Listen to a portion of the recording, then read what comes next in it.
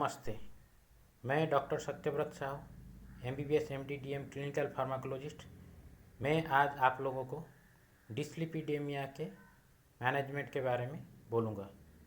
आप लोग जानते हैं कि डिस्लिपिडेमिया लिपिड मेटाबॉलिज्म अल्टरेशन होने से होता है।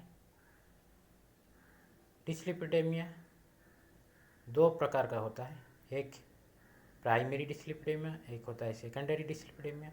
प्राइमरी डिस्लिपिडेमिया जेनेटिक कारण से होता है। सेकेंडरी डिस्लिपिडेमिया दूसरा डिजीज़ के कारण से और दूसरा ड्रग्स के कारण से हो सकता है।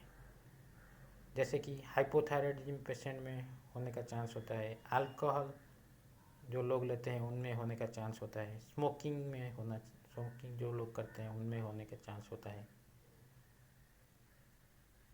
अगर तो हम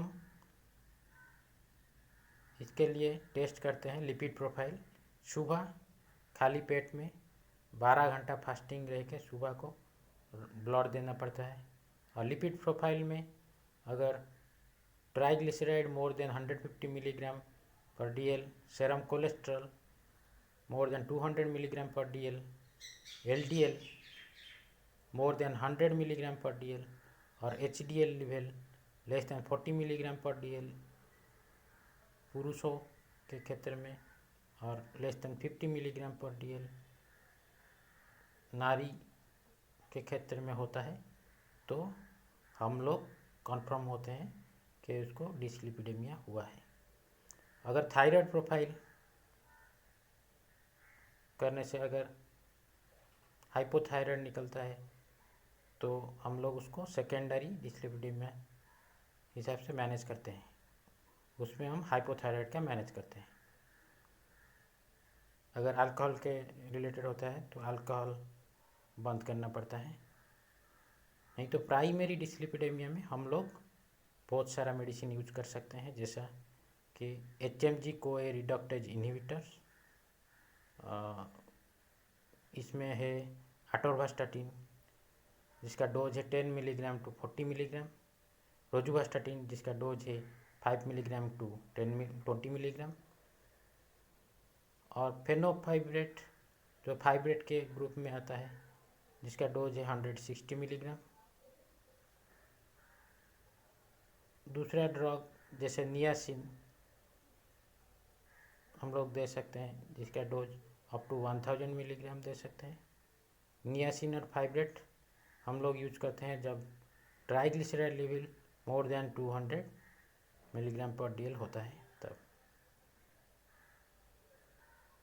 नहीं तो दूसरा ड्रग इजेटिमाइब हम लोग यूज करते हैं जो कोलेस्ट्रॉल एब्जॉर्प्शन इन्हिबिटर है, जिसको 10 मिलीग्राम हम यूज कर सकते हैं।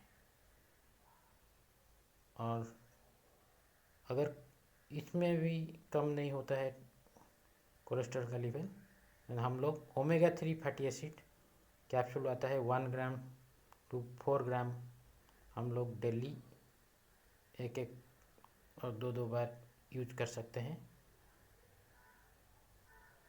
जिसमें कि ओमेगा 3 फैटी एसिड होता है।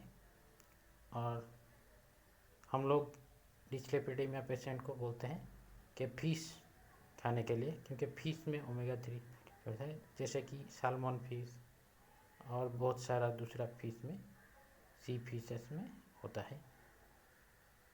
और हम लोग एडवाइस करते हैं कि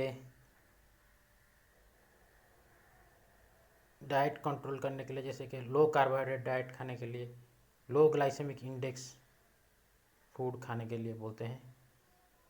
एक्सरसाइज करने के लिए बोलते हैं, जैसे कि 150 मिनट मॉडरेट इंटेंसिटी एक्सरसाइज करना पड़ता है वीकली। ऐसे करके हम लोग डिस्लिपिडेमिया का मैनेजमेंट करते हैं।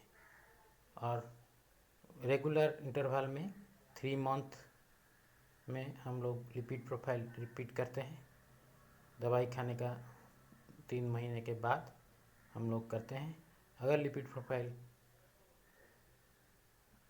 कम नहीं होता है तो हम लोग नया ड्रग ऐड करते हैं। अगर लिपिड प्रोफाइल ज़्यादा कम हो जाता है तो हम लोग ड्रग डोज को मॉडिफिकेशन करते हैं। और इसी तरह डिस्लिपिडेमिया मैनेजमेंट करके हम लोग कार्डियोवास्कुलर मोर्टालिटी को रोक सकते हैं। Thank you very much. जय श्री राम।